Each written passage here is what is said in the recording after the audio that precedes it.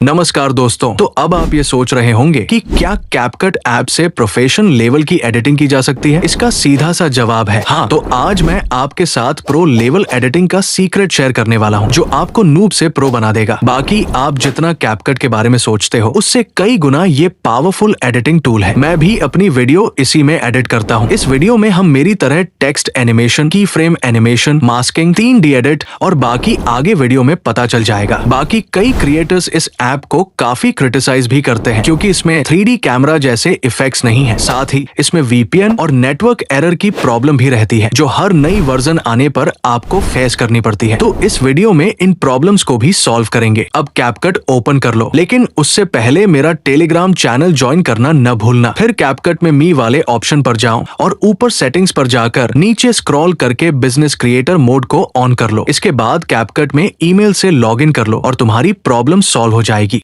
अपना पहला इफेक्ट है टेक्स्ट एनिमेशन, जो आप लोगों ने मुझसे बहुत पूछा था कि आप इसे कैसे बनाते हो। के लिए सबसे पहले पिक्सआर्ट या पिक्सेलैब ओपन करो। वहां अपने टेक्स्ट को ऐड करके उसमें कोई ग्रेडियंट कलर और इनर शैडो भी ऐड कर दो। इसके बाद बैकग्राउंड को ट्रांसपेरेंट करके इसे एक्सपोर्ट कर लो। अब कैपकट ओपन करो और वो टेक्स्ट ऐड करो। इसे अपने हिसाब से फिट करो और शुरू में एकदम एक की फ्रेम लगा दो। इसके बाद मास्क ऑप्शन पर जाओ, पहला मास्क इफेक्ट सेलेक्ट करो और इसका फेदर थोड़ा बढ़ा दो। फिर मेरी तरह टेक्स्ट को हाइड कर लो। अब टाइमलाइन को अपने हिसाब से आगे करके मास्क इफेक्ट को पूरी तरह राइट साइड में खींच दो। अब हमारा ऐसा एनिमेशन बन गया है, लेकिन ये उतना बेहतर नहीं लग रहा। तो इसके लिए टेक्स्ट इमेज पर क्लिक करो और दूसरे मास्क वाले की फ्रेम के बाद एक और की फ्रेम लगा दो। टेक्स्ट इमेज को थोड़ा जूम कर लो। इसके बाद टेक्स्ट इमेज का फालतू हिस्सा अपने वीडियो के अकॉर्डिंग काट दो। अब एनिमेशन पर जाओ, आउट वाले ऑप्शन में जाकर फेड आउट इफेक्ट चुनो और इसकी ड्यूरेशन को एडजस्ट कर लो। अब ये कुछ ऐसा टेक्स्ट एनिमेशन बनकर रेडी हो गया है। अब इफेक्ट ऑप्शन पर जाओ, सर्च बॉक्स में ग्लो टू सर्च करो और पहला इफेक्ट ग्लो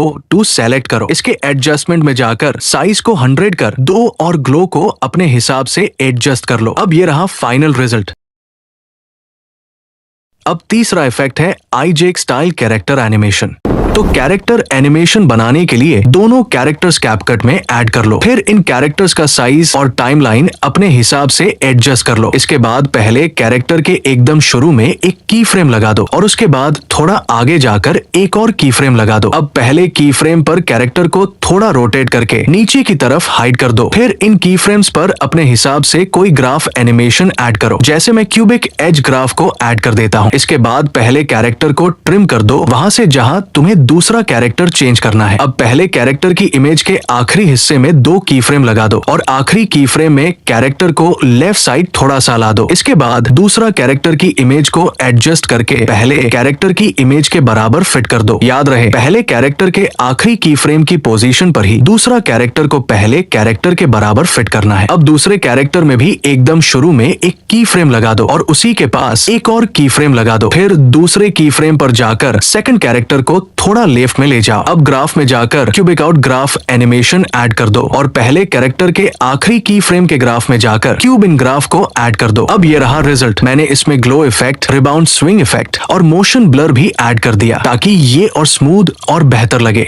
अब तीसरा इफेक्ट, जिसका नाम मुझे तो नहीं पता, लेकिन ये काफी यूजफुल है। तो इसे बनाने के लिए कैपकट में सभी मटेरियल ऐड कर लो और टेक्स्ट को पिक्सेलैब से ही बनाना बेहतर रहेगा, ताकि रिजल्ट अच्छा आए। अब कैरेक्टर्स की इमेज और सभी टेक्स्ट को अच्छे से फिट कर लो, जैसा मैं कर रहा हूँ। इसके बाद सभी टेक्स्ट ओवरले की टाइमलाइन को अपने हिसाब से अच्छे से एडजस्ट कर लो, जैसा मैं कर रहा हूँ। फिर सभी टेक्स्ट ओवरले के एकदम शुरू में एक की फ्रेम लगा दो और उसके पास ही एक और की फ्रेम लगा दो। इसी तरह हर टेक्स्ट ओवरले में आगे 2 से 2 की फ्रेम लगा दो। अब किसी भी टेक्स्ट ओवरले के पहले की फ्रेम पर जाकर टेक्स्ट को थोड़ा नीचे कर दो। यही प्रोसेस सभी टेक्स्ट ओवरले पर अप्लाई कर दो। इसके बाद सभी टेक्स्ट ओवरले के की फ्रेम में क्यूबिक आउट ग्राफ ऐड कर दो। अब सभी फालतू हिस्सों को अपने वीडियो के अकॉर्डिंग काट दो और इसे हाई रेजोल्यूशन में एक्सपोर्ट कर लो। इसके बाद फिर से वही वीडियो को नया प्रोजेक्ट में ऐड कर लो। शुरू में एक की फ्रेम लगा दो और दूसरा की फ्रेम तब लगाओ जब टेक्स्ट वीडियो में दिखाई दे। इसी तरह जहां जहां टेक्स्ट स्क्रीन पर आए वहां की फ्रेम लगा दो। आखिरी टेक्स्ट के की फ्रेम के बाद एक और की फ्रेम लगा दो और फिर आखिर में एक और की फ्रेम लगा दो। ये मैंने थोड़ा पॉज करने के लिए एक्स्ट्रा की फ्रेम लगाया है, तुम अपने हिसाब से एडजस्ट कर सकते हो। अब पहले की फ्रेम के बाद दूसरे दूसरे की फ्रेम पर जाकर वीडियो को टेक्स्ट पर जूम कर दो। फिर तीसरे की फ्रेम पर जाकर अगले टेक्स्ट के ऊपर वीडियो को जूम करो। इसी तरह अगले की फ्रेम पर जाकर अगले टेक्स्ट पर जूम करना है। इसके बाद उस एक्स्ट्रा की फ्रेम में भी वही जूम कर दो जो पिछले की फ्रेम में किया था। फिर सभी की फ्रेम में क्यूब ईज ग्राफ ऐड कर दो। इसके बाद इसे और बेहतर बनाने के लिए मैं glow two effect, rebound swing effect और मोशन ब्लर भी ऐड करूंगा। अब ये रिजल्ट देखो।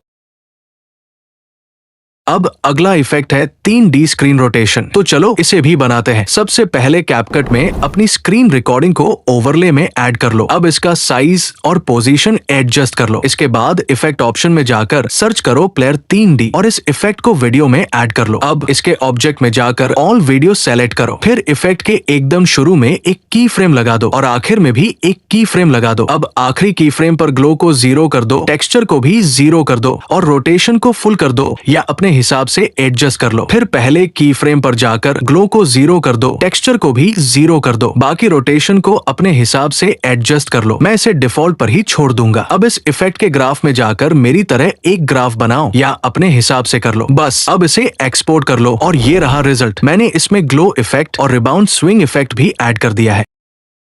तो इस वीडियो में मैंने 4 यूनिक इफेक्ट्स बताए हैं जो आपको शायद किसी ने नहीं बताए होंगे। अब अगर आपको इसका पार्ट 2 चाहिए तो कमेंट में जरूर बताना। बाकी कोई प्रॉब्लम हो तो कमेंट में पूछ लो, मैं रिप्लाई देने की कोशिश करूंगा और फीडबैक भी जरूर देना। तो अब मिलते हैं अगली वीडियो में, लेकिन लाइक और सब्सक्राइब करके जाना और टेलीग्राम ज्वाइन करना न भूलना। बाकी अगर मेरी तरह फ्री में AI वॉइस बनानी हो तो राइट वाली वीडियो जाकर देखो, फुल एक्सप्लेन किया है।